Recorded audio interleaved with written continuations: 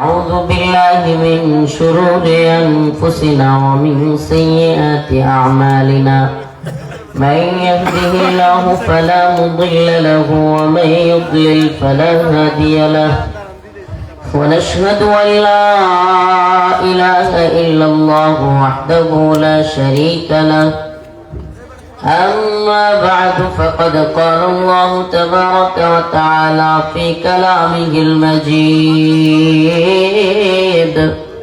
وفرقانه الحميد. أعوذ بالله من الشيطان الرجيم. بسم الله الرحمن الرحيم. ألف لام ميم أحسب الناس أن يتركوا أن يقولوا آمنا وهم لا يفتنون. ولقد فتنا الذين من قبلهم فليعلمن الله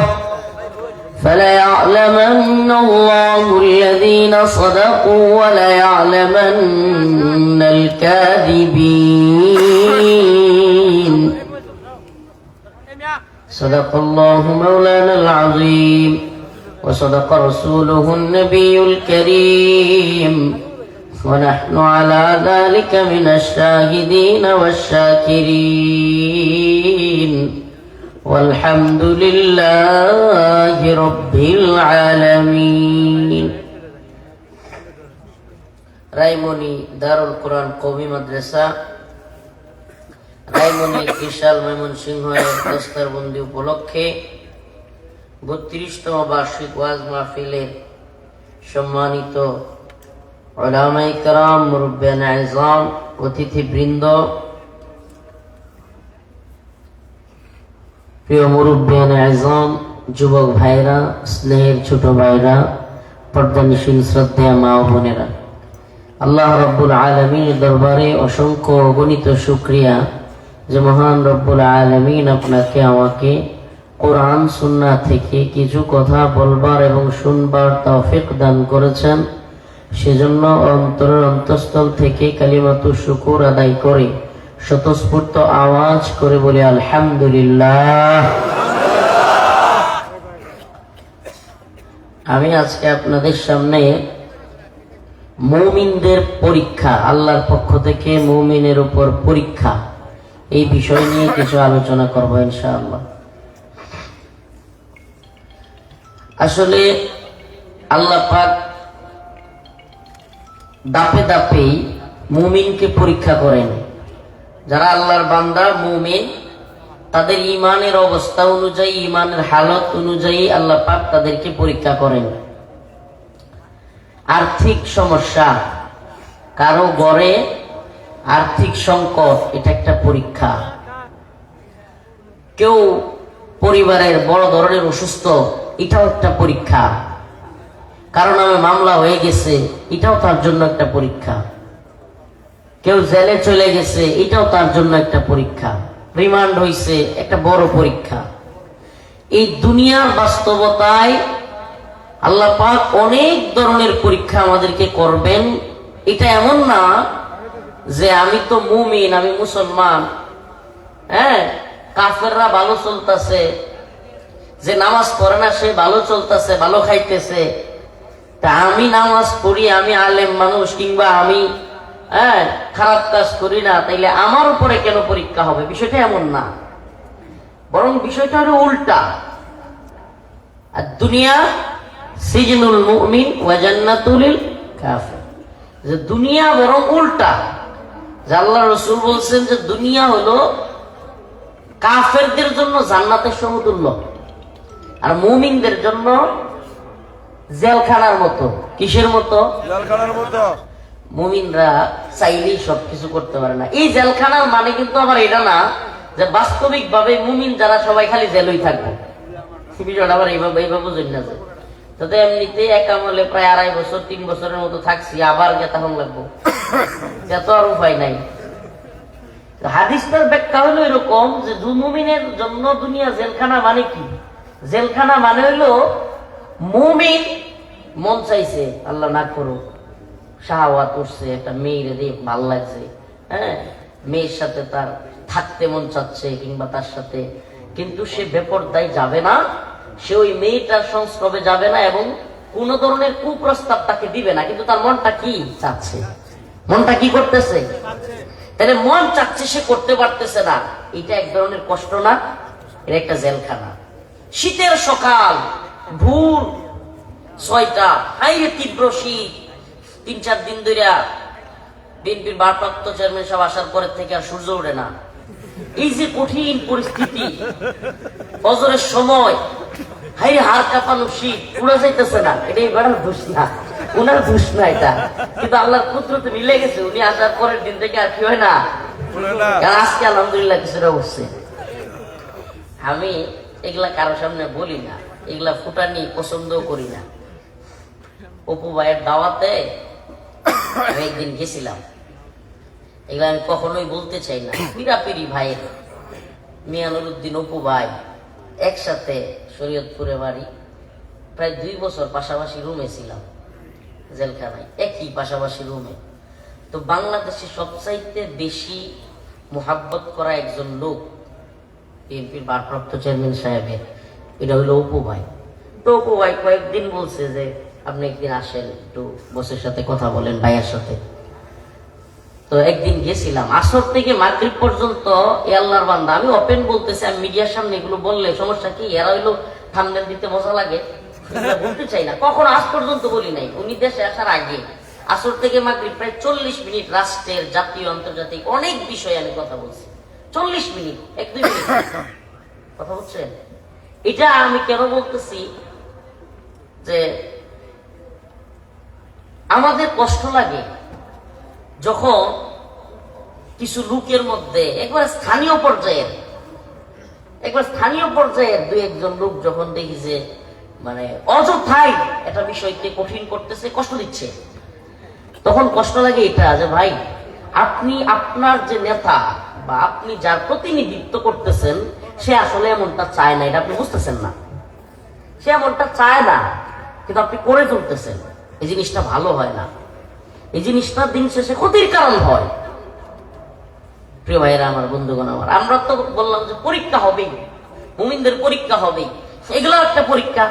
এর মধ্যে আজকে আসছি আরেক পরীক্ষা করে গেছি, রেজাউল করিম ইব্রাহিম ভাইয়ের মাহফিলে এসা, এটা হইলো ফুলবাড়ি এক প্রোগ্রাম, মুফতি আতিকুর রহমান নাকি মাওলানা আতিকুর রহমান নুমানি, আপনাদের 30 সালের মানুষ। উনি হলো অনলাইনে ফেসবুকে কত মানুষ যে আমার নামে নেই দেখালি, যারা পপুলার বক্তা এদেশের, এদের অনেকের নামে আমাদের আইডি আছে, বিভিন্ন আইডি ফেসবুক খুললা তো করে কি প্রতারণা করে, ফোন দেয়, আমি অমুকের পিএস এই ভাই। সারা দেশে পরিচিত একজন মানুষ কি মোবাইলে দাওয়াত নিব না?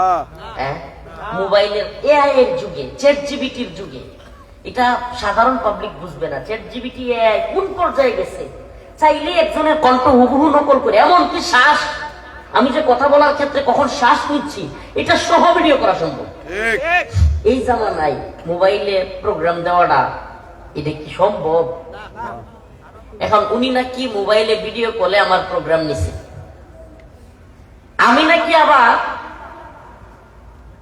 রাস্তায় আসতেছি বইলা আবার গাড়ি নষ্ট হয়ে গেছে বইলা 15,000 টাকাও নিছি। ছোট মানুষ তো মনে করে। শুনেন, এদেশের অনেক বড় বড় মোল্লা মৌলবীরা চাইতে, আল্লাহ মাফ করুক কথাটা এভাবে বলতেছে, আস্তাগফিরুল্লাহ, হাসিনাও জানে, ডক্টর ইউনূসও জানে, কিংবা যে বিএনপি নেতারাও জানে যে এই হুজুরটার গায়রতের লেভেল কতটা। হুজুরটা দেখতে তো ছোট, কিন্তু হুজুরের গায়রতের লেভেল কতটা। মানে আমি এতটাই ছোট মানসিকতার হইছি যে 15,000 টাকার অভাব, আমি ফোন দিয়া গাড়ি নষ্ট হয়ে গেছে কইয়া মাহফিল কর্তৃপক্ষের কাছ থেকে 15,000 টাকা নিয়ে পরে ফোন অফ করে দিব। চিন্তা করা যায়? এই আল্লাহর বান্দা পরিচিত মানুষ, ওয়াজের লাইনে মোটামুটি মাশাআল্লাহ সারা দেশে মোটামুটি পরিচিত ভাই, আমাদের সাথে ভাই হিসেবেই জানি। 2 দিন সকাল থেকে সন্ধ্যা পর্যন্ত বইয়ে থেকে বাইরের চেহারার দিকে তাকায় মাহফিল দিছি। আসলে আপনারা কি রাগ করতেছেন? আপনারা এলাকার ঘটনা তো কিছুটা কষ্ট আপনার লোকে শেয়ার করতেছি। এত কষ্ট লাগছে, ইচ্ছা মতো প্রতারণার শিকার হয়েছে, জানেও না কিছু, অথচ উনি চাইলেই ইব্রাহিম ভাইয়ের কাছ থেকে কিংবা আমার উস্তাদ আছে একজন ত্রিশালে, ওনার মাহফিলে আসছি, করছি, যে কারো কাছ থেকে আমার নাম্বারটা নিয়ে আমার নাম্বারে যোগাযোগ করতে পারত। অনলাইনে প্রতারণার শিকার হইয়া মাহফিলে যখন আমি আসি নাই, মানে আমি আসবো কেমন, আমি তো দাওয়াতি পাই নাই, আমি তো বাড়িতে বয়ে রয়েছি, মাহফিলও নাই, এদিকে তো মাহফিলও ছিল না। এখন লাইভে আইসা ইচ্ছা মতো আমাকে যা পারতেছে দুইজন, অথচ তারা আলেম। আতিকুর রহমান নোমানি আর একজন চরমোনায়ের সম্ভবত উনি এমপি পদপ্রার্থী ইব্রাহিম খলিল।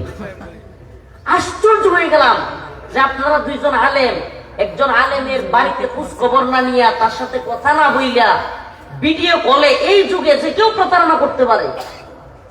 যে কোনো নাম্বার থেকে, একটা মোবাইল থেকে আরেকটা মোবাইল, এই যে এরা ইউটিউবার যারা, এরা বুঝে এটা, এরকম সেট কইরা আমার হুবহু কণ্ঠ দিয়া যদি 2টা মোবাইল এরকম রাখা যায়, তাইলে দেখা যাবে যেন ভিডিও কলেই কথা হচ্ছে। সে কিন্তু 2টা ফোন ইউজ কইরা এই কাজটা করে। আমার লগে কথা কইছে বাট পারে আর বিবিতা, মানে আমি দাওয়াত দেওয়ার লাগি ফোন দিছি, রফিকুল ইসলাম মাদানী সাহেবের একটা মাহফিল দরকার আমার, আমি ফোন দিছি, আমার সাথেই কথা বলছে। আমি নেত্রকোনার এসপি অফিসে জানাইছি, মামলা করছি, পূর্বতলা থানায় জানাইছি, এমনকি ডিবি অফিসে পর্যন্ত। এখন এ হইল বিশাল চতুর, এক একদিন এক এক সিম ইউজ করে। 2টারে আমি ধরছিও, লাইভ আছে এগুলো, 2টারে আমি ধরছিলামও, এরপরে পিটাইছিও, আর তওবা করছে লাইভে আইসা, আর করবে না। ভাই রে, আমরা কি একটা সময় আছে যে প্রতিদিন এক একজন প্রতারণা করবো? আচ্ছা, সিটি গোল্ডের দোকান থেকে আমনে বা কোনো বাটপাড়ের কাছ থেকে স্বর্ণ কয়ে সিটি গোল্ড কিনে আই না, পরে যদি স্বর্ণের দোকানদার রেগে কোন যে দোকান টোকান ভাঙিলাম, আমনের মতো বের করতো দুনিয়া তার কেউ নাই। মানে আপনি সিটি গোল্ড কিনছেন, স্বর্ণের দোকান পর্যন্ত তো আপনি জানি নাই। প্রিয় ভাইরা আমার, এই মাওলানা সাহেব, মানে আমি এত কষ্ট পাইছি, লাইভে আইসা ইচ্ছা মতো মিথ্যা কথা বলছে। আর ত্রিশালের মানুষ, আপনারা কেউ যদি ওনার সাথে দেখা হয়, ওনাকে জিজ্ঞেস করবেন, হুজুর মাদানী সাহেব হুজুরের কোন নাম্বারে আপনি কথা বলছিলেন, এই নাম্বারটা দেন, আমরা মাদানী সাহেব হুজুরের নামে যতগুলো সিম আছে সবগুলো পরীক্ষা করব, সহজ চেক করব। কষ্ট পাচ্ছেন আপনারা? কথাগুলো বলতেছি অনেক কষ্টে। আপনারা দেখছেন কি ভাষায় আমাকে নোংরা ভাষায় কথাগুলো বলা হয়েছে। আমি বাটপার, আমি প্রতারক, আমি চিট, আরো আমি কিছু করতাম না, কিন্তু আজকে আমি ডিসিশন নিছি আমি ওনাদের নামে মামলা করব। কারণ আমি আজকে ওনাদের সামনেই বলি, ওনারা তো জেনারেল মানুষ, ওনারা বলবে হুজুর এগুলো আপনি বলতেছেন, কষ্টে বলতেছি। আমাকে আমি ফেসবুকে পোস্ট করি অন্য একটা বিষয়ে, রাষ্ট্রের হাদি ভাইয়ের বিচারের ইস্যু বা বিভিন্ন বিষয়ে, আওয়ামী লীগের লোকেরা ওখানে, কারণ ওরা তো আমার দেখতে পারে না, ওখানে গিয়ে কমেন্ট করে, হুজুর গাড়ি নষ্ট হওয়ার কথা বলে টাকা নেন, বাটপারি করেন, আর আওয়ামী লীগের বিরোধিতা করেন। আপনি চিন্তা করতে পারতেছেন? মানে ওরা যেহেতু, শুনেন, আমরা যেহেতু, আল্লাহ মাফ করুক, আস্তাগফিরুল্লাহ, আমি গুনাহগার, অদম মানুষ, ছোট মানুষ, কিন্তু কোন আপোষহীনতা, পেট আর পকেটের দান্দাবাজি, বাটপারি, কোন নেতা তেলবাজি, সামসামি জীবনে করি নাই। এই জন্য কোনোটা কোনো কেলেঙ্কারি পায় না, তো যখন কোনোটা কিছু পায়, ওই আওয়ামী লীগ বাটপারের দলগুলো তো লাভ দিয়ে ওঠে, চিন্তা করে এই যে পাইছি রে পাইছি, হুজুর তো ভালো লোক না, জাতি জানো আমাদের নেত্রী ভালো ছিল, হাসিনাই ভালো ছিল, আর জাতি জানো এই হুজুরগুলো খারাপ ছিল, মানে হেরা হইল এটা একটা স্বার্থ হাসিলের মাধ্যম। তো এই লোকগুলোকে কথা বলার সুযোগ করে দিচ্ছেন আপনি, আতিকুর রহমান নোমানী। এই আওয়ামী লীগের লোক কিংবা আমাদেরকে যারা দেখতে পারে না, এই সমস্ত লোকগুলোর কাছে আপনি একটা হাদিয়া পাঠাইছেন, এই ভিডিওতে প্রতারণার কথা বলে আপনি একজন পরিচিত আলেম ভাইয়া, একবারের জন্য এই আল্লাহর বান্দা, আমি লাইভে এসে বলছি যে উনি পারলে ওই নাম্বারটা দিয়ে প্রমাণ করুক, অথবা আমার নামে মামলা করুক যদি আমি প্রতারণা করে থাকি। কথার কথা, উনি একটা বারের জন্য ফেসবুকে এতটুকু লিখতে পারলো না যে আসলে আমরা এক প্রতারণার শিকার হয়েছি, প্রতারক আমাদের সাথে প্রতারণা করছে, আমরা হুজুরের সাথে যোগাযোগ করতে পারি নাই, এখানে হুজুরের কোনো দায় নেই। এতটুকু বললে কিন্তু উনারও বেঁচে যেত গা, আমারও যে বেইজ্জতিটা করছে এটা থেকে কি হয়ে যেত, সম্মানিত মুসল্লিয়ানে কেরাম, আপনারা কি ভুল বুঝতেছেন? কষ্ট নিচ্ছেন? এতটুকু করলে ওই মাহফিলে ওই দিন মারামারির পর্যায়ে, স্টেজ ভাঙ্গার পর্যায়ে হাজার হাজার মানুষ এত ক্ষিপ্ত হয়েছে। পরে আমি লাইভের ভিডিও গুলো দেখছি, অথচ আমার ওই দিন মাহফিলে ছিল না। আপনারা, আমি তো কইলে আবার সমস্যা, কালকেই দৌড়া দেওয়া যাবো যাবো মাহফিলের লেগে। আমার হুমানের দিন মাহফিল নাই। আলহামদুলিল্লাহ, আল্লাহর বান্দা আমি অদম, প্রতিদিন লাখ টিয়া লাখ কেউ মাহফিল হাদিয়া দেয়। গেলি একটা দুইটা প্রোগ্রাম থেকে লাখ দেড় লাখ এমনি দেয়, চাউল লাগে না, বাজেট না। এর টোটাল একজন 5জন বাংলাদেশে বলতে পারবে না যে মাদানী সাহেব আমার বলছে যে 1 লাখ টাকা দিলে মাহফিলে যেতাম না। এরকম লুকি আমরা না, এমনি মানুষ দেয়। তারপরেও গতকাল কেউ মাহফিল ছিল না, আগামীকাল কেউ মাহফিল নাই, আরো যে কত খালি। আমি মাহফিল রাখি না, মাহফিলে রাখি না, একেবারে কম প্রোগ্রাম করি। আমি মূল আলোচনায় যাওয়ার আগে আমার আয়াতের আলোচনায় এই পরীক্ষাগুলো বলছি। এটা যে আমার জন্য কি পরীক্ষা, বিশ্বাস করেন আমার মানে জেলে যাওয়ারও এতটা কষ্ট হয়েছে না। এই হুজুররা লাইভে আইসা আমার সাথে না যাই না, ইচ্ছা মতো আমার প্রতারক বাটপার বলাটা, মানে আলেম, আমি পরিচিত আলেম, আপনি কি করে আরেকজন আলেমের নামে প্রতারক বাটপার বললেন? আপনার কি একটু বিবেকে ধরলো না যে সে তো আমার ভাই, আমি তার সাথে একটু যাই না নেই, পরে ইচ্ছা মতো বলি? এটা করে নাই। আমার উপর কি এটা জুলুম হইছে না? বলেন জুলুম হইছে না?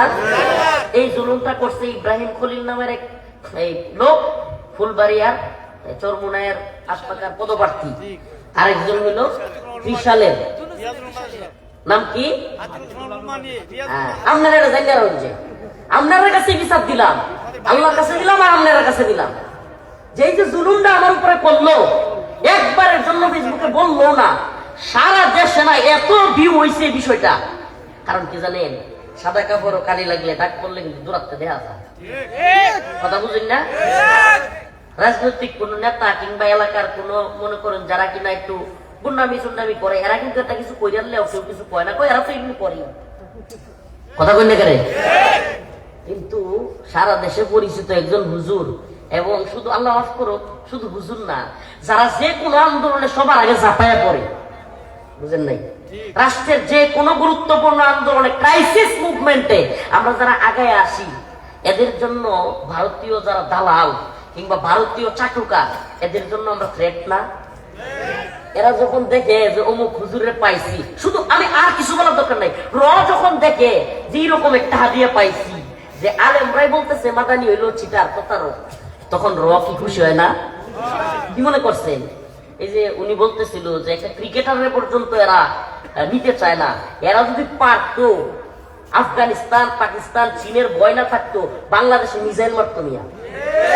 যারা একটা ক্রিকেটার মুসলমান সহ্য করতে পারে না, একটা ক্রিকেটার ক্রিকেট বল খেলে, একটি গুলি করবো এরা দেশ গিয়া? সেই মুস্তাফিজ গুলি করতো বাবা, যেমন হইতেছে তাদের ক্রিকেট মারি গিয়ে সব প্লেয়াররা গুলি করবো, এই একটা লোকেরা সহ্য করতে পারে না। তাইলে মনে করেন যদি এরা, শুনেন, অনেকেই কয় বিশাল বড় রাষ্ট্র, ভারত এই করে ফেলবে, দেখো ঘোড়ার ডিম করবে। ওরা যদি বাংলাদেশে হামলা করে, সাথে সাথে চতুর্দিকে হামলা হইয়া ভারত খান খান হয়ে যাবে। আর আমরা তো শহীদ হইতে আইছি, সুবহানাল্লাহ, এই দুনিয়া রাখতে আমরা বাচ্চা দেখতে হয়েছি, আমরা তো শহীদ হইতে আইছি আল্লাহর জন্য, আল্লাহর দ্বীনের জন্য, ঈমানের জন্য জীবন দিয়ে দিব। হিন্দুত্ববাদী ভারতের ভয় পাওয়ার টাইম আছে? তো এখন এই লোকগুলো যারা কিনা ভারত থেকে খুনি পাঠাইয়া, খুনিকে সেফ এক্সিট দিয়া, রয়ের সাজানো প্ল্যানিং এ বাংলাদেশে কিছু কুলাঙ্গারকে দিয়া, টাকা দিয়া আমাদের ভাই শরীফ উসমান হাদিকে হত্যা করায়। কি করায়? হত্যা করায়। আচ্ছা, কন্ত শরীফ উসমান হাদি বাইরে নিয়ে যা হয়েছে, যেই পরিমাণ মানুষ তার জানাজাই হয়েছে, যেই পরিমাণে মানুষ তার জন্য কান্না করছে, আমি নিজের চোখে দেখছি। ছোট ছোট বাচ্চা, রিক্সাওয়ালা, শ্রমিক, পুলিশ, উকিল, মুফতি, মাওলানা, সকল স্তরের মানুষ তার জন্য কান্না করছে, এখনো কান্দে। আমার বলেন, লোকটা যদি জানা যেত যে লোকটা মানুষের কাছ থেকে টাকা নিয়ে নির্বাচনের নামে প্রতারণা করছে, এত লোক কান্দতো? কথা মনে হয় বুঝেন নাই। আরে আমরা নেবি, আপনারা হত্যাযোগ্য করতেছেন, আপনারা বুঝতেছেন না। একদিন আমাদের কেউ শুট করবে, এটা কি মনে করবে দূর ওই লোক তো মাহফিলের নামে টিয়ালে প্রতারণা করে, দূর মরছে, ভালো হয়েছে। হত্যাযোগ্য করতেছেন আপনারা, আপনারা বুঝতেছেন না। মনে করেন আপনাদের এই নেতা ওই ডাক্তার মানুষ, হ্যাঁ, উনি যদি এমন কোন আল্লাহ না করো খারাপ কাজের প্রচারণা হয় এলাকায়, আল্লাহ না করুক, তাইলে উনার জন্য কিন্তু পরবর্তী সময়টা কঠিন হয়ে যাবে। এমনকি শত্রুপক্ষ যদি ওনারা ঘায়েল করে, সাধারণ মানুষের মধ্যে ওই প্রতিক্রিয়া হবে না যেটা এখন হবে। কেন? কেন? কারণ মানুষের মধ্যে মেসেজ যাবে খারাপ। তো আমাদেরকে যদি আল্লাহ না করুক, আমরা তো বেশি দিন বাঁচবো না, আমরা জানি ভাই, এটা আমাদের জানি। আমরা যারা আন্দোলন সংগ্রামী, বিপ্লবী, কারো কথা শুনি না, কারো চাটুকারিতা করি না, এদের হায়াত আমরা খুব লম্বা হায়াত নিয়ে আসি না আল্লাহর কাছে, এটা বুঝি। কিন্তু আপনার মতো আতিকুর রহমান নোমানিরা জাতির সামনে আমাদেরকে হত্যাযোগ্য করে তুলছে। হত্যাযোগ্য বুঝেন? মানে যে কুত্তা পাগল হয়ে যায়, এই কুত্তারে এলাকায় মারলে কোনো বিচার হয়? কি করে চালায় দেন, যেটা পাগল হয়ে গেছে না, ঠিক কি ঠিক না? আরেক ভদ্রলোকের পালিত কুকুর মারলে পিঠে আমরা তত্ত্ব ছুড়ে লেগে, এটাকে বলে নেম কিলিং। নেম কিলিং মানে হত্যাযোগ্য করে তোলা। তো আপনাদের মতো আলেমরা আমাদেরকে প্রতারক বইলা কি করতেছেন? নেম কিলিং করে আপনি আমাকে হত্যাযোগ্য করে তুলছেন। বিশ্বাস করবেন, আজকে ওই কমিটি লাঙ্গল বন্ধের এটি কইতাম না আপনার সামনে, এই নেয় বই রয়েছে, আলহামদুলিল্লাহ খাইতে পারছি না, কি কয় চা খাবো এটার সময়ও পাইছি না, এরপর একটু উযু করে 2 রাকাত এসে নামাজ পড়ছি না, মুসাফির মানুষ 2 রাকাত নামাজ পড়বো, এই সময়টা পর্যন্ত পাইছি না, কষ্টে কথাগুলো বলতেছে। এই কমিটি বই দিছে, আমি বাইরে বললাম আপনারা কি করছেন? একে তো এই কমিটি চাপ দিতেছে, মানে হুজুর একটা প্রোগ্রাম দেন, হুজুর আমরা তো আমরা প্রতারণার শিকার, হুজুর আমরা বুঝতাম পারছি, আপনারা বুঝতাম পারছেন, নিয়ে তাইলে আতিকুর রহমান নোমানীরা নিয়ে আসেন, ওনার বাড়ি ত্রিশাল, হিম্মত থাকলে উনি সামনে এসে বসো, উনি প্রমাণ দিয়া বলক যে হুজুরে আমি দাওয়াত দিছিলাম। এটা না করে এখন যে আমার বিরক্ত করতেছেন, প্রায় আধা ঘন্টা সময় আমার শেষ করে দিচ্ছি।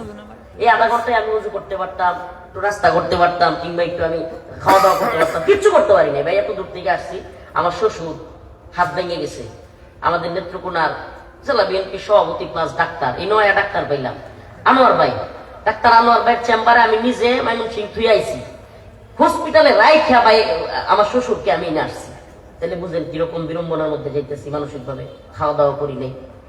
তো এই অবস্থায় আইসা আমি এইগুলোর শিকার এখানে হয়েছি। এটা পরীক্ষা, আসলেই পরীক্ষা।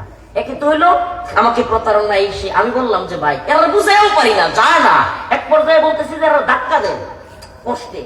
আমি বলতেছি যে ভাই আপনাদের যদি কথা বলার থাকে, আপনারা ওই 2 জন লোক নিয়ে আসেন যারা আমাকে অনলাইনে প্রতারণা বাটপার বলছে। এখন পর্যন্ত তারা একটা ফেসবুক পোস্ট পর্যন্ত করে নাই যে হুজুর আমরা দাওয়াত পৌঁছাইতে পারি নাই, আমরা প্রতারণার শিকার হয়েছি।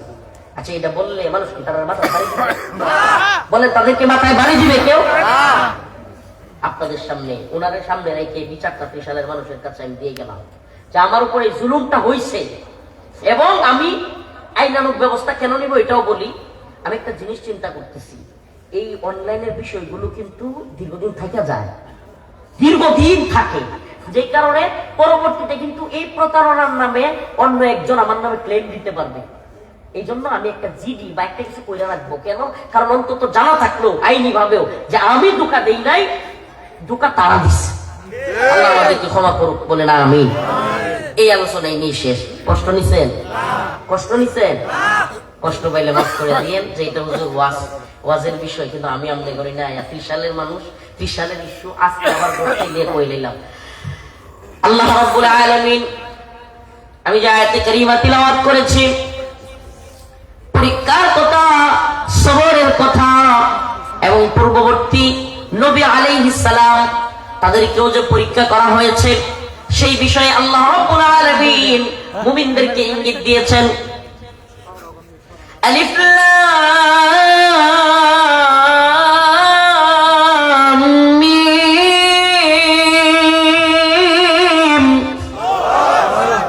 আহাসিবান নাস আইয়ুতরাকু আইয়াকুলু আমান্না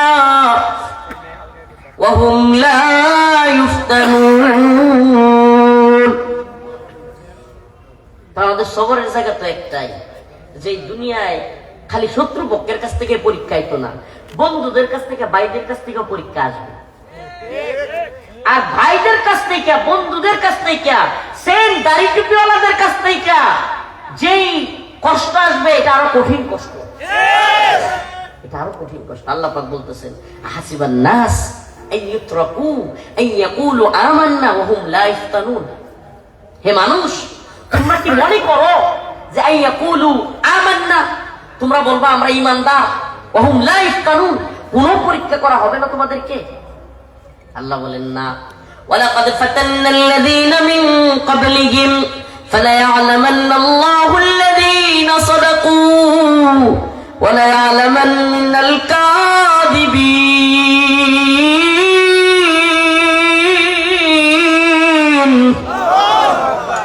আল্লাহ রাব্বুল আলামিন বলেন, তোমাদের পূর্ববর্তীদেরকেও আমি পরীক্ষা করেছি, যুগে যুগে নবী আলাইহিস সালামদেরকে পরীক্ষা করেছি, হযরত মূসা আলাইহিস সালামকে পরীক্ষা করা হয়েছে, পরীক্ষা করেছি সামিরীর মাধ্যমে, বাসুরের মাধ্যমে, ফিরাউনের মাধ্যমে।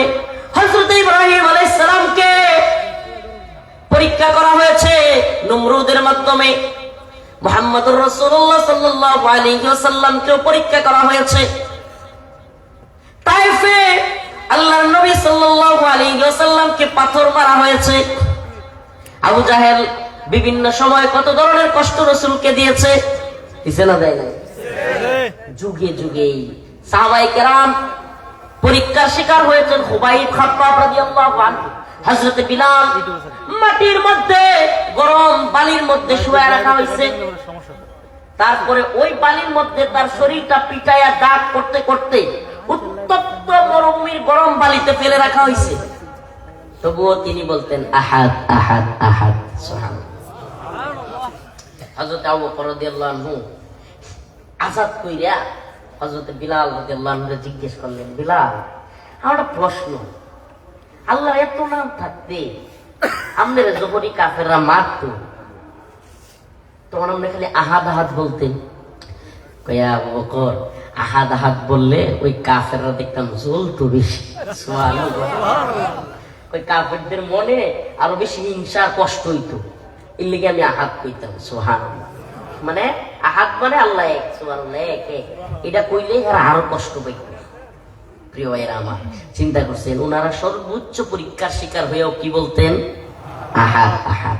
ইমাম, আমরা যাদের নাম শুনছি ইমাম, সমস্ত ইমামদেরকে, সমস্ত ইমাম, ইমাম আবু হানিফা রাহমাতুল্লাহ আলাইহি, ইমাম আহমদ ইবনে হাম্বল, ইমাম মালিক, ইমাম শাফিঈ, সমস্ত ইমামদেরকে জেল খাটতেছে। কল্পনা করতে পারেন? আমি একটা কথা বলি, যে কথাটা এইভাবে কেউর মুখে শুনবেন না। জুলুম তো চায়া নেওয়া ঠিক না, আমি জুলুম চাচ্ছিও না, আল্লাহ মাফ করুক, আস্তাগফিরুল্লাহ। কিন্তু এই রাষ্ট্রে যেইভাবে বহির্বিশ্বের, ভারতের বলেন আমেরিকার বলেন, যেইভাবে তাবেদারি চলে, গোলামি চলে, আমি অবাক হব না, আল্লাহ মাফ করুক, হকপন্থী আলেমরা যদি আবারও, আল্লাহ না করুক, কোনো খারাপ সিচুয়েশন হয়, আবারও জেলে যাওয়া লাগবে না, এটা আমি শিউর না। যারা শিউর, যারা মনে করে ক্ষমতার বাগবাটোয়ারা পায়ে লাইছি, ক্ষমতার খুব কাছাকাছি আয়া করছি, এরা দেখবেন ধরা খাইলে চিল্লায়ও বেশি, কান্দেও বেশি। আমরা এত কান্না করি না কেন জানেন? আমরা চিন্তা করি যে হক কথা কইতে হইলে যে কোনো জামানায় বিপদে পড়া লাগতে পারে, তুই লেগে এত টেনশন করি না। আল্লাহর জমিন, আল্লাহর দিন, আল্লাহর জমিনে বাস করি, হক কথা বলবই। কামানের সামনে, বুলেটের সামনে যা মিসাইল মারে, আল্লাহর দিনের পক্ষে কথা বলতে হবে। যত বাধা, যত বিপত্তি আসুক, এই জমিনে হকপন্থী কথা বলতে হবে। যদি শহীদ হয়ে যায়, শহীদ হয়ে যাব, জেলখানায় যাওয়া লাগে জেলখানায় যাব, কিন্তু আল্লাহর জমিনে কোন সরকারের সময় হক কথা বলা থেকে বিচ্যুত হব না।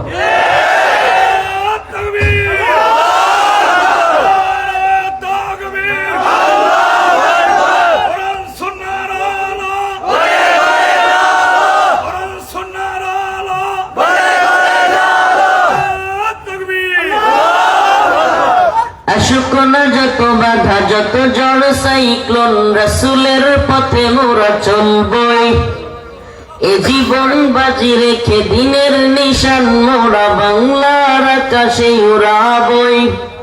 আসুক না যত বাধা, যত ঝড় সাইক্লোন, রাসূলের পথে মোরা চলবই।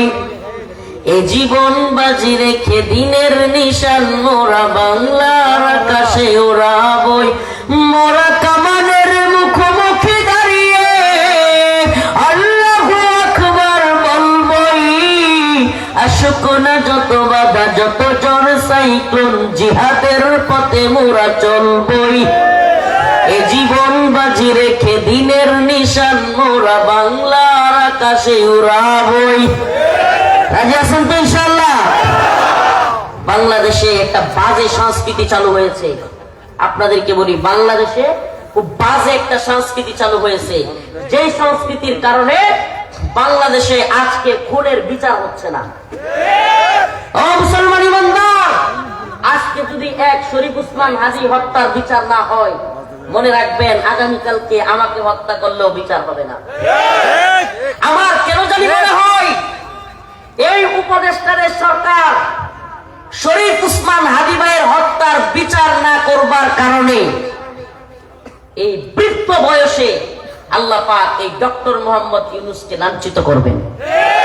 আরেকটা কথা বলে দিলাম আপনাদেরকে, এই যুবক মানুষের মনে এত ভালোবাসা তৈরি করছে যে যদি ডক্টর মোহাম্মদ ইউনূস সাহেবের সরকার এই শরীফ উসমান হাদী ভাইয়ের বিচার সুষ্ঠুভাবে করে যেতে না পারে, এই বৃদ্ধ বয়সে এই লোক পুরো জাতির সামনে লাঞ্ছিত হবে। লিখে রাখেন, বলে দিলাম। আরেকটা কথা আমাদের যুব সমাজকে বলি, প্রিয় উম্মাহ, প্রিয় জাতি, তোমাদেরকে বলি, বিষয়টা এত সহজ নয়। আমরা যেভাবে চেলচেলায় চিন্তা করতেছি, চেলচেলায় সরকার করে যাইতেছে, আবার সরকার হয়ে যাইতেছে, আরেক নির্বাচন হয়ে যাইতেছে, সরকার গঠন হয়ে যাইতেছে, আমি নেতা হয়ে যাব, আমি এই করব সেই করব, এত সহজ বিষয় না, এত সহজ বিষয় না। একটা ইশারা দেওয়া হয়েছে যে একজন ক্রিকেটারের যেগুলো সহ্য করতে পারে না, এরা আমাদের দেশে যে কোনো মুহূর্তে হামলাও করতে পারে। যদি পশ্চিমাদের ইন্ধন পায়, যদি পশ্চিমাদের সাহস পায়, যদি পশ্চিমাদের পক্ষ থেকে কোনো সাপোর্ট পায়, আল্লাহ না করুক এই দেশে এরা হামলা করবার দুঃসাহস করতে। কিন্তু আমরা এগুলোর পরোয়া করি? করেন? এই ত্রিশালের মুসলমান পরোয়া করেন? শুনেন, একটা কথা বলি, যদি ব্যক্তি রফিকুল ইসলাম মাদানী বাতিলদের পক্ষে চলে যায়, হকের পক্ষে না থাকে, আমাদের কথায় আসবারও দরকার নাই, শুনবারও দরকার নেই। কিন্তু যদি হকের পথে অটল বিচল থাকতে পারি, যে কোনো মুহূর্তে ময়দানে ডাক দিলে চাপায় পড়তে হবে। রাজি আছেন ইনশাআল্লাহ? একটা কথা আবারও ক্লিয়ার করে বলে রাখি, এই দেশে তথাকথিত বড় নেতা, এদেশের তথাকথিত বড় অফিসার, এদেশের তথাকথিত বড় উপদেষ্টা, এগুলো জাতির ক্লান্তি লগ্নে দেখবেন সেফ হাউসে চলে যাবে, পালায়া যাবে। লিখে রাখেন, এই দেশকে তারাই রক্ষা করতে পারবে, এই উম্মাহকে তারাই রক্ষা করতে পারবে যারা জাতির যে কোনো ক্রাইসিস মুভমেন্টে কখনো জাতিকে ছেড়ে যায় নাই। চাপায়া তারাই করতে পারবে। যে হুজুর চাপায়া পড়লে আমাদের কি করতে পারবো আমরা? সুবহানাল্লাহি ওয়া বিহামদিহি। কল্পনা করছিলেন বাংলাদেশ থেকে হাসিনা বিদায় হইব? হয় নাই? হয় নাই? কেমনে হয়েছে? যুবকরা সর্বোচ্চ ভাবে চাইছে বলেই তো হয়েছে, এবং আল্লাহর পক্ষ থেকে ফয়সালা হয়েছে বলেই কি সরছে। যদি কেউ আল্লাহ না করুক আবার জালিম হয়ে উঠতে চায়, জালিম হয়ে উঠতে চাওয়ার মাথা ছাড়া দিয়া উঠে, মনে রাখবেন তাদের পরিণতি একই হবে। এরা যদি আরাম আয়েশে সুখে শান্তিতে এসি রুমের বাতাস খায়, মনে করে যে আমরা তো উপদেষ্টা হয়ে গেছি, এই হয়েছি সেই হয়েছি, কার বিচার হইলো, কে কোন হইলো না হইলো, এগুলো আমাদের দেখবার বিষয় না। আজকে যদি শরীফ উসমান হাদী ভাইয়ের নিরাপত্তা না থাকে, আজকে যদি রফিকুল ইসলাম মাদানীদের নিরাপত্তা না থাকে, কালকে এই উপদেষ্টাদের নিরাপত্তাও থাকবে না। আজকে আমার উপরে, কালকে কিন্তু আপনার উপরে। অতএব আমাদেরকে সচেতন হইতে হবে, খুবই চৌকান্না হইতে হবে। যে আয়াত কারিমা তিলাওয়াত করলাম, আপনাদেরকে স্মরণ করে দিবার চাই যে আল্লাহর কাছে শুধু ইয়াকুলু আমান্না আমান্না, ইমানদার ইমানদার বললেই ছাড় পাওয়ার কোনো সুযোগ নাই। কেন? আল্লাহ পাক কোরআনের এক আয়াতের মধ্যে বলেন, ওয়া মিনান নাসি মান ইয়াকুলু আমান্না বিল্লাহি ওয়া বিল ইয়াউমিল আখির ওয়া মা হুম বিমুমিনিন। আল্লাহ রাব্বুল আলামিন বলেন, তোমাদের মধ্যে এমন অনেক লোক আছে যারা কিনা বলে ইমানদার, মানুষের সামনে এসে বলে ইয়াকুলু আমান্না আমান্না, আমি তো ইমানদার, কিন্তু আল্লাহ রাব্বুল আলামিন বলেন ওয়া মা হুম বিমুমিনিন,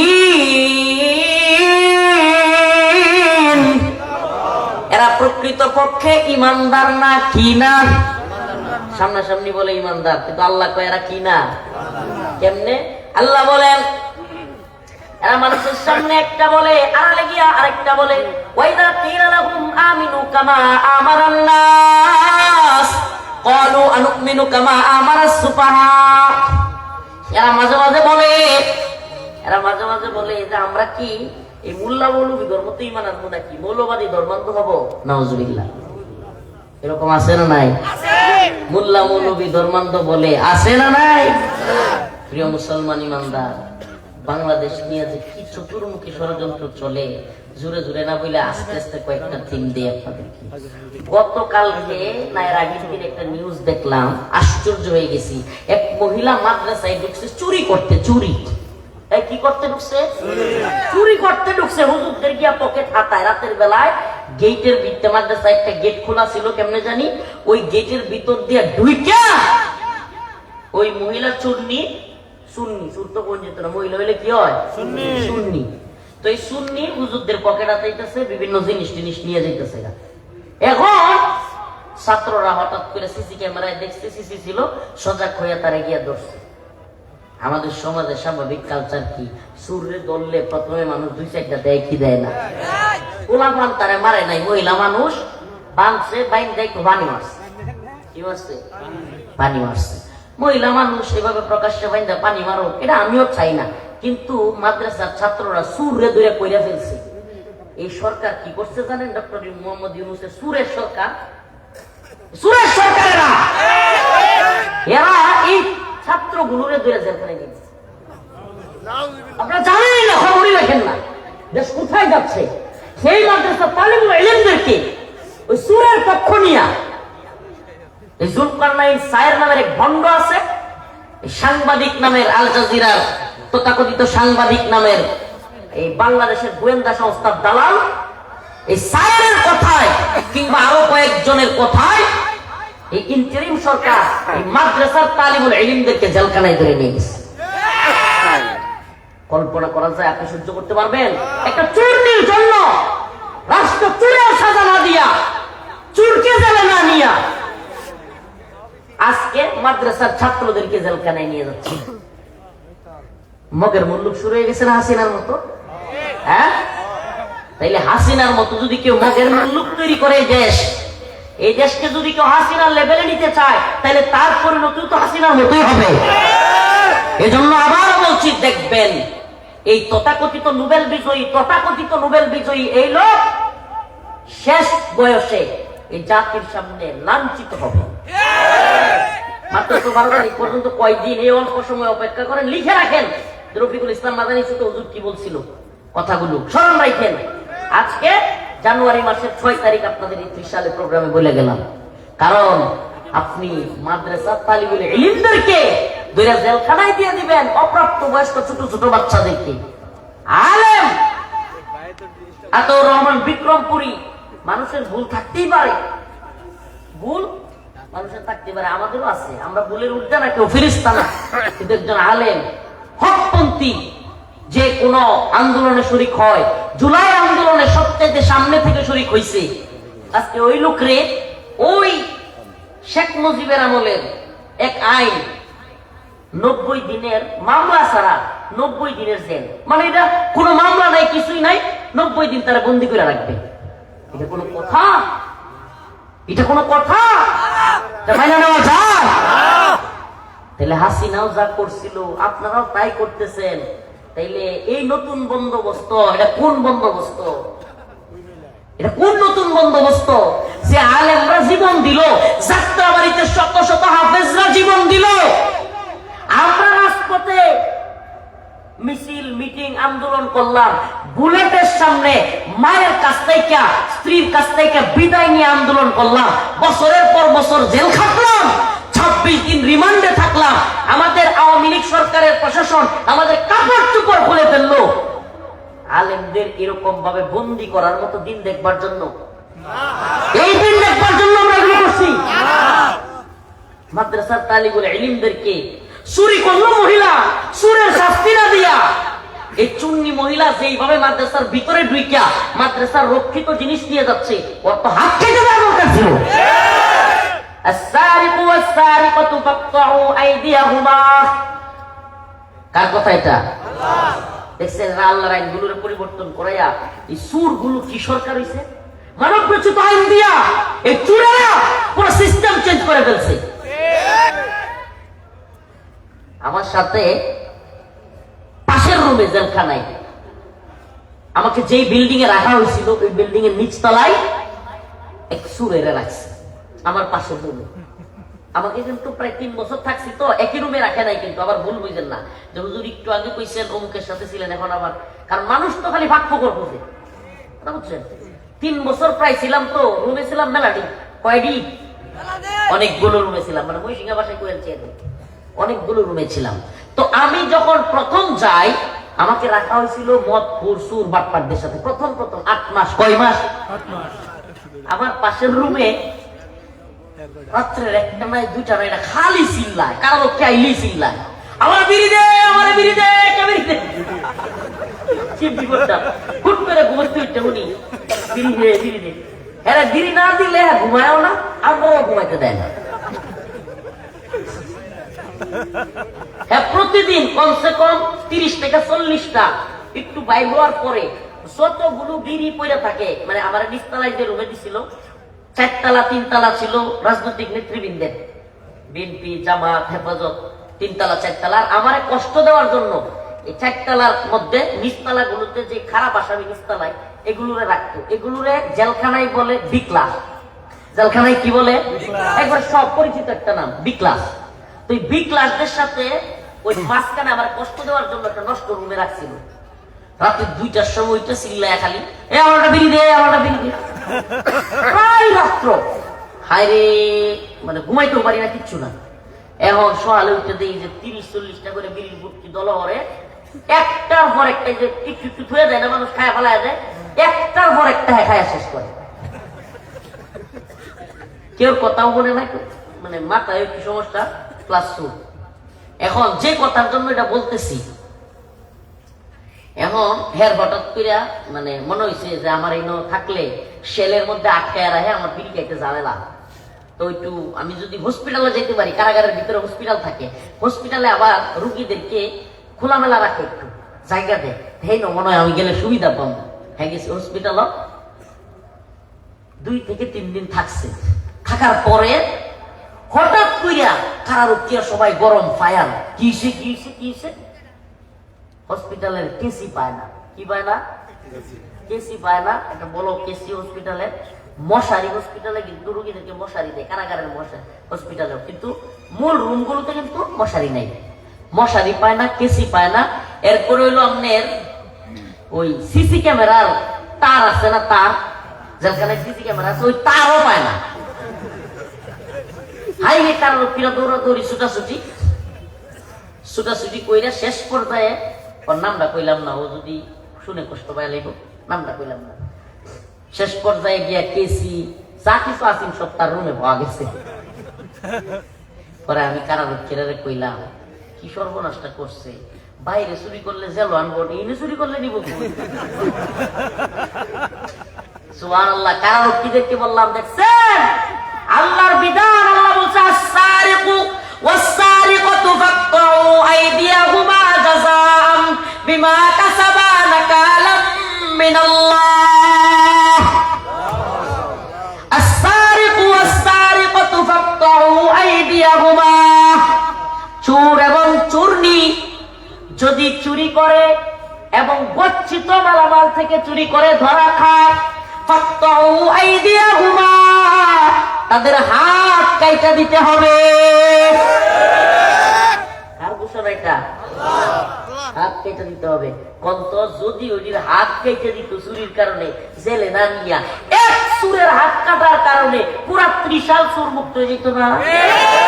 এক চুরের হাত কাটার কারণে পুরা শহর, পুরা দেশ চোর মুক্ত হয়ে যেত না? কথা কন না কেন ভাইরা আমার?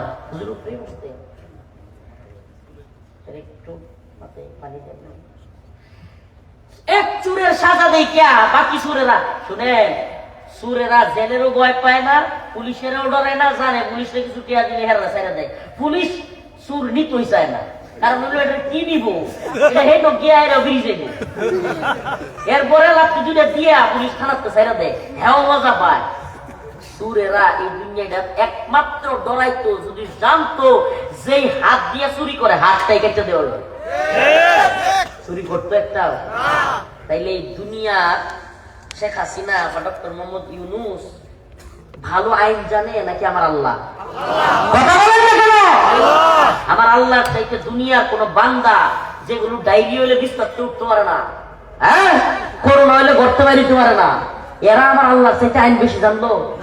এই খাওয়াই কে, পালে কে, রিজিক দেয় কে, এই বাতাস দিছে কে, এই যে আলুগুলো দিছে কে, আলু না থাকলে দেখি না, অন্ধকার দিছে কে, এই যে মাইক কথা বলতেছি সারা এলাকা শুনতেছে, এই মাইকের আওয়াজ দিছে কে, এই যে জবানের এই পাওয়ার দিছে কে, আমার বুবা বানায় রাখতে পারে কে, এই চোখ দিয়ে আপনারা আমি দেখতেছি, আপনিও আমার দেখতেছেন, এই চোখের পাওয়ার দিছে কে? এত কিছু দিলেন আল্লাহ, এত কিছু জানেন আল্লাহ, আর আল্লাহ বিধান দিতে জানলেন না।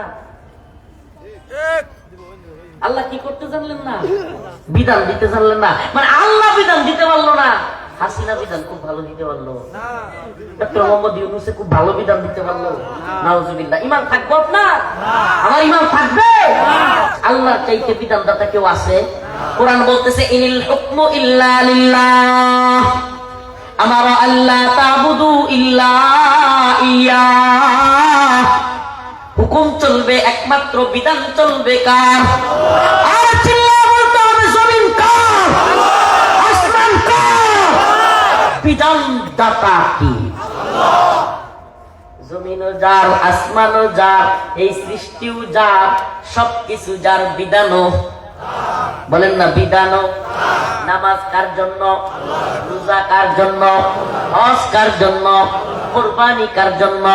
তাইলে সব যদি আল্লাহর জন্য হয়, বিধান কার জন্য হবে? বিধানদাতা মাবুদ যদি পরিবর্তন করে ফেলি, তাইলে আমার ঈমান থাকলো নি? বলেন থাকলো নি?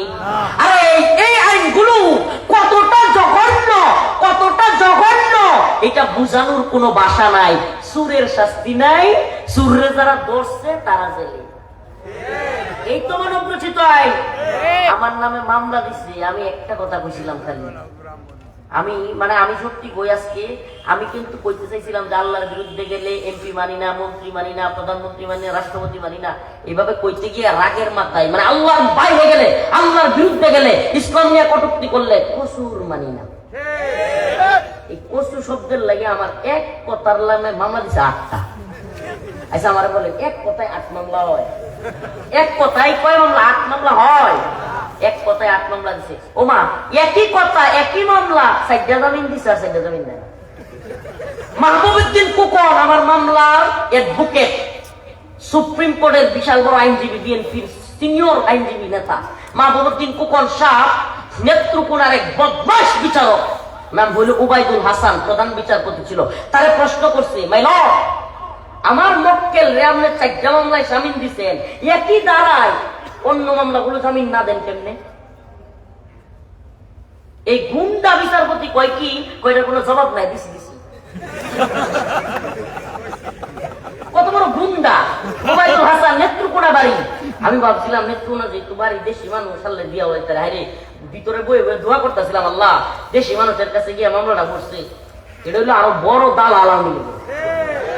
এর বাইরে সাজ্জাদ, ওবায়দুল হাসানের ভাই, পরে আমি শুনছি ওবায়দুল হাসানের ভাই হলো সাজ্জাদ, এই শেখ হাসিনার ছিল এক সময় এপিএস নাকি পিএস। এই কারণে হ্যাঁ মনে করেন যে খুশিতে আমার ভাই প্রধানমন্ত্রী পিএস, এখন আমার প্রধানমন্ত্রী নিয়ে বক্তব্য দিচ্ছে, মাদানি রে আমি জামিন দিব না। মানে দেশের চাইতে আমি যে নেত্রকোনার লোক, এটার চাইতে তার দল বড় হয়ে গেছে। প্রিয় ভাইরা আমার, বন্ধুগণ আমার, কি বুঝলেন? আবার কি করছে দেখেন, অল্প সময় শেষ করতেছি, আমাদের উপর কি পরিমাণ পরীক্ষা গেছে। আপনারা আজকে কষ্ট পাইতে পারেন, আসলে আমার ওই টাইপের আলোচনা আজকে হবে না, হচ্ছেও না, কিন্তু আমি জানি, তারপরও আমি আপনাদের কিছু মেসেজ দিব পরীক্ষা, যে আমাদের উপর দিয়ে কি পরিমাণ পরীক্ষা গেছে, এখনো পরীক্ষা চলছে কিভাবে। আমার আরেকটা প্রোগ্রাম আছে তো ফুলবাড়িয়া, মাফ করে দিয়েন, সময় মানে সংক্ষিপ্ত, এই জন্য শেষ করে দিচ্ছি। বলতেছে 10 মাস পরে, কয় মাস, 26 দিন আমার রিমান্ডে রাখছে। আবার প্রায় 10 মাস জেলে থাকার পরে হঠাৎ করে আদালতে গেছি, আমার জিজ্ঞেস করে পিপি কি, পিপি আপনারা পিপি ছিলেন তো, মামলা টামলা যারা চালায় বুঝে, সরকারি অ্যাডভোকেট কে বলা হয় পিপি। হ্যাঁ কইতাছে কি ভাই, হুজুর আপনি কি দোষী না নির্দোষ? কয় মাস পরে আমার কিটা করলো, আমি আসলে ওই সময় এতটা বুঝতাম না। কিন্তু 26 দিন রিমান্ডে রাখলো, ইচ্ছা মতো গাইলে এলো, র্যাবে গাইলে এলো, ডিবি গাইলে এলো, পুলিশে গাইলে এলো, হ্যাঁ গোয়েন্দা সংস্থার লোকেরা ইচ্ছা মতো আমাদেরকে আঘাত করলো, এমন জোরে মারছে, এই কানে মারছে মনে করো চেয়ার থেকে পড়ে গেছে, এমন ভাবে মারছে। হ্যাঁ এখন 10 মাস মাইরা জেলখানায় রেখা এখন কয় আমি দোষী না নির্দোষ? আরে আপনারা যারা আইন কিংবা মামলা একটু চালাইছেন এরা জানেন, চার্জশিট দেওয়ার সময় জিজ্ঞেস করে কি, আর চার্জশিট দেয় কতদিন পরে, কারোর 2 বছর 3 বছর জায়গা, মামলা চার্জশিট দিতেছে 10 মাস পরে। 10 মাস পরে আমার জিগায় কি দোষী না? এর সাথে হাস্যকর আর পৃথিবীতে আছে? আচ্ছা তাইলে যদি আজকে আমি কইছি, পরে আমি কইছি যে আমি কিটা কইতাম, পরে ইয়া কইতেছে আমার উকিলে কইতেছে হুজুর দোষী নির্দোষ বলেন, নাইলে আপনার এখনই সাজা হয়ে যাবো। আমি কইছি আমি নির্দোষ কইতাম না, আমি নির্দোষ এমন কইলে আমার বদলি 10 মাসে বিচারকের দরকার লাগবে। আমি ডিরেক্ট কইছি আমার উকিলে, আমি যদি নির্দোষ প্রমাণিত হই তাহলে আমার বদলি জেল খাটবে কি? এটা কি ধরনের আইন রে ভাই, কি হাস্যকর আইন! সুর ধরা খাইছে, মাদ্রাসা চুরি করতে গিয়ে সিসি ক্যামেরা আছে, সুর সসম্মানে বাড়ি পাঠাই দিচ্ছে সম্মান দিয়া, আর যারা ধরছে এই 6 জন ছাত্ররে ধরে জেলখানা দিয়েছে। এটা তো পুরো একটা হয়েছে, মানে ঘটনা কোনো সময় নাই, পুরো উল্টা দেশ হয়ে উঠছি রে ভাই, কিয়ামতের আলামত শুরু হয়ে গেছে না, উল্টা দেশ হয়ে গেছে না। সুর থাকবে জেলে, সুর কই বাইরে, যারা ধরছে তারা কই জেলে। সুরের সাথে হাত কাটা, উল্টা হাত না কাইটা তারে আরো চুমা দিয়া সান্ত্বনা দিয়া বাড়ি পাঠাইছে, মানে তুমি আরো পারলে চুমা করো, তুমি আরো তুমি পারলে আরো চুরি করো, এটা বলা হয়েছে না? এটা এই লোকটার এই মহিলার ছাইরা দিয়া আর ওদেরকে গ্রেফতার কইরা জাতির সামনে কি মেসেজ দিছে যে সুরের দল তোমরা আরো চুরি করো, আমরা নিজেরাও চোর, উপদেষ্টারাও চোর, তোমরাও চোর, সুরে সুরে মাছ করতে পারি। বিষয়টা এমন বোঝা যাইতেছে না যে আমরাও চোর তোমরাও চোর, এই দেশটা চোরের দেশ। সুরে সুরে আলী, এক সুরে বিয়া করে আর এক সুরে হালি, শয়তানের দল। দুইটা আমাদের এই 4 ভাইকে, ছাত্র উস্তাদদেরকে মুক্তি দিতে হবে। কথা বলেন না কেন? আমাদের এই ছাত্রদেরকে যদি মুক্তি দেওয়া না হয় তাইলে আপনাদের কারাগারে কত জায়গা আছে আমরা দেখব। আমাদেরকে বাধ্য করবেন না, আমাদেরকে বাধ্য করবেন না, আমরা যে কোনো উপদেষ্টার কার্যালয় ঘেরাও করব। আশ্চর্য কথা, আমাদের এই ছাত্রদেরকে মাদ্রাসা থেকে ধরে নিয়ে গেছে। অনতিবিলম্বে সরকারের প্রতি আমাদের আহ্বান থাকবে, দ্রুত সময়ের মধ্যে আমাদের এই মাওলানা আতাউর রহমান বিক্রমপুরী এবং আমাদের এই ছাত্র ভাইদেরকে মুক্তি দিয়ে দেন। আরে বলে আমাদেরকে মুক্তি দেন। প্রথম আলোর বিরুদ্ধে ফেসবুক স্ট্যাটাস দেওয়ার কারণে মাওলানা আইনুল কাসেরীকে গ্রেফতার করা হয়েছে, দ্রুত মুক্তি দিয়ে দেন। আলেম ওলামাদেরকে বন্দী রাখবেন না, হাসিনার চাইতেও নির্মম লাঞ্ছনা আপনাদের জন্য অপেক্ষা করছে। এটা বুঝতেছেন না? এখন একদিনে কিন্তু বারুদ ফাটে না, আস্তে আস্তে মানুষের খুব জমা হইতে হইতে হইতে হইতে হঠাৎ করে দেখবেন পরিণতি ভয়াবহ হয়ে গেছে। আমরা সহ্য করতেছি, ধৈর্য ধরতেছি, আমাদের উপর অনেক পরীক্ষা, অনেক পরীক্ষা। প্রিয় জাতি, আখের যে মেসেজটা দেওয়ার জন্য কথাগুলো বলছি, আপনাদের প্রতি বিনীত অনুরোধ থাকবে, আমরা যারা ময়দানে কথা বলি, আন্দোলন সংগ্রামে থাকি, ভালো যদি বাসেন আলহামদুলিল্লাহ, আপনাদের জন্য দোয়া করি, আপনারা মহব্বত করেন। যদি কথার কথা আমার দেখতেও না পারেন, দয়া করে আমাদের নামে মিথ্যা প্রপাগান্ডা ছড়াবেন না। আপনাদের প্রতি আজকের আলোচনার মূল মেসেজটা যে আমাদের নামে না যাই না মিথ্যা প্রপাগান্ডা ছড়াবেন না। ভাইরি, বিশ্বাস করেন এই দেশ জাতির আমরা ভালোবাসি, এই দেশ জাতিরে ভারতের গোলাম হইতে দিব না। কথা দিলাম, আমার ভাই হাদিসে কথা বলছিল, যে রাষ্ট্রপতি জিয়াউর রহমানের বিএনপিকে আমরা ভারতের দালাল হইতে দিব না, আল্লামা সাইদি রাহিমাহুল্লাহর জামাতকে আমরা ভারতের গোলামি করতে দিব না। কথা দিলাম, আমরা যদি বাইচা থাকি বাংলাদেশে কোন দলকে, যেই দলই সরকারে আসুক, ভারতের গোলামি করতে পারবে না। ভারতকে যারা দাঁত ভাঙা জবাব দিতে পারবে তারাই সরকারে থাকবে। হাসিনা সরকার থাকতে এটা কথা বুঝছিলাম যে আমরাও বাহিরে থাকবো আর ভারতের গোলামি চলবে, আলেমরা গ্রেফতার, এই আলেমদেরকে নির্যাতন করা হবে, দুইটা একসাথে হবে না। হয় আমাদেরকে শহীদ করতে হবে, ভিতরে দিতে হবে, না হলে ভারতের গোলামি বন্ধ করতে হবে। আল্লাহ তাআলা আমাদেরকে বুঝার এবং আমল করার তৌফিক দান করুন। আর জোরে বলেন আমিন। আলিফ লাম মিম। আহাসিবান নাস আন ইউতরাকু আন ইয়াকুলু আমান্না ওয়া হুম লা ইফতানুন। আল্লাহ বলছেন, হে মানুষ, তোমাদেরকে কি পরীক্ষা করা হবে না? তোমরা কি মনে করতেছো তোমাদেরকে এমনি এমনি ছেড়ে দেওয়া হবে?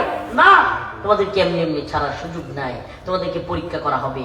সেই পরীক্ষা রাতের গভীরে, এই যে শীতের মধ্যে, কনকনা শীতে, তাহাজ্জুদের সময়ের যে শীত, ফজরের সময়ের শীত, এটা একটা পরীক্ষা আমাদের জন্য। কথা বলেন না? এই সময়ে যারা নামাজ পড়তে পারবে তারাই তো আল্লাহ খাস বানাবে। মিয়া গরমের দিনও পানি দিয়ে ওযু করে নামাজ পড়ানো তো সহজ, ভাল লাগে। শীতের দিনে যে এই ট্যাপ কিংবা এই কলের পানিটা দিয়ে ওযু করে নামাজ পড়তে পারবে, সেই না আল্লাহর প্রকৃত বান্দা। আল্লাহ তাআলা আমাদের সবাইকে নামাজি বানান। আল্লাহ তাআলা আমাদের সবাইকে সমস্ত পরীক্ষার উত্তীর্ণ হওয়ার তৌফিক দান করুন। সুবহানাকাল্লাহুম্মা ওয়া বিহামদিক, আশহাদু আল্লা ইলাহা ইল্লা আনতা, আস্তাগফিরুকা ওয়া আতুবু ইলাইক, ওয়া আখিরু দাওয়ানা।